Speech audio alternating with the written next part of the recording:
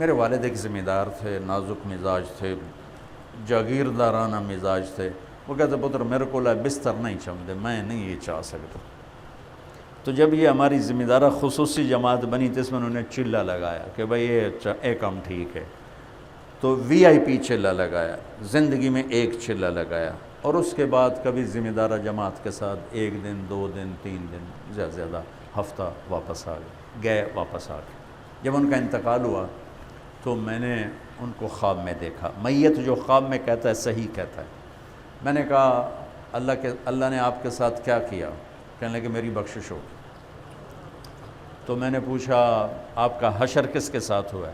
تو انہوں نے کہا مقربین کے ساتھ. میں نے پوچھا آپ کو کس عمل نے سب سے زیادہ نفع دیا؟ ان کی تبلیغ کا لیول سن لیا نا. زندگی میں صرف ایک چلہ لگایا تھا، صرف ایک چلہ، اور وہ بھی وی آئی پی چلہ تھا. یہ عام نہیں. اب ادھر میرے کو بستر نہیں چمتا، میرے کو بستر نہیں چمتا. ٹھیک ہے. تو مجھے انہوں نے ایسے قریب ہو کر، میرے قریب ہو کر کہا بیٹا اسی تبلیغ کے کام نے، اسی تبلیغ کے کام نے، اسی تبلیغ کے کام نے مجھے سب سے زیادہ نفع دیا. اور تبلیغ زندگی میں ایک چلہ تھا. آپ تو ماشاءاللہ زندگیاں لگائے بیٹھے ہو، کیا کیا کچھ کیے بیٹھے ہو. اللہ کی بارگاہ میں آپ سب کی بڑی قیمت. جو 20 سال 30 سال 40 سال 50 سال 55 سال سے چل رہا ہے، 15 سال سے چل رہا ہے، اللہ نے اس کو پسند کیا ہوا ہے تو چل رہا ہے. لہذا بھائیو لب کو شائی نہ کرو کسی کے کہ اس کا تو یہ ہو گیا، اس کا تو یہ ہو گیا، یہ تو ایسا ہو گیا، یہ تو ایسا. اور شکر کے نفل پڑھو. اور اللہ کی بارگاہ میں دعوت کے علاوہ کوئی راستہ ہوتا تو اپنے نبیوں کو دیتا. ایک یقین ہے اللہ والا، کلمے والا جو ہم روزانہ سنتے ہیں.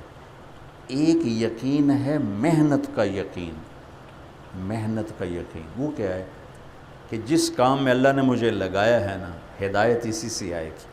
لیکن ایک میں نے احتیاط بتا دی کہ یہ جو دعوت کی شکل ہے یہ حرف آخر نہیں ہے. امت میں بہت سے مصلحین دعوت کا کام مختلف شکلوں میں کر رہے ہیں، ہم سب کو سلام کرتے. ایک خوبصورت اذان دینے والے نے ایک ڈاکو کی زندگی بدل دی. اذان خود دعوت ہے، اذان خود دعوت ہے.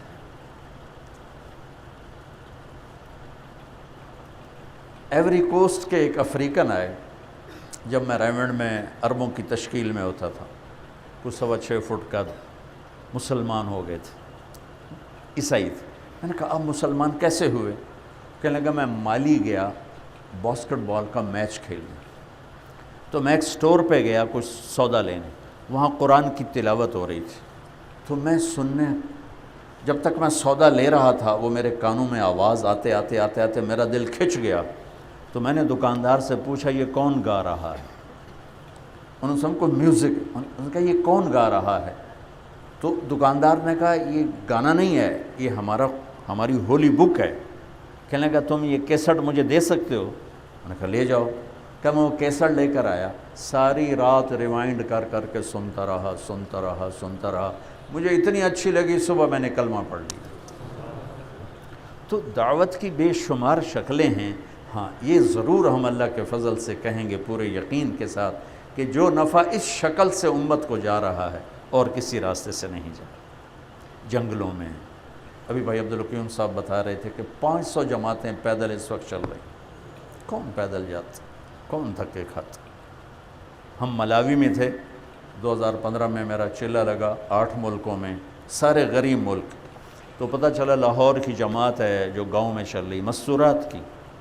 تو ساتھی 2 گئے 3 گئے نصرت کے لیے، واپس آئے تو ان کے چہروں کے تاثر بدلے ہوئے تھے کہ اتنا متاثر ہو کر آئے تھے کہ کہا ہماری جو جماعت ہے وہاں لاہور کی مالدار فیملیاں، سب مالدار گھرانوں کو، 2 کنال کے گھروں میں رہنے والے، 1 کنال کے گھر میں رہنے والے، اور یہاں گاؤں میں 1 کمرہ ہے، وہی سب کچھ ہے. اور اس میں اتنی بدبو ہے کہ خواتین کو الٹیاں لگی ہوئی ہیں.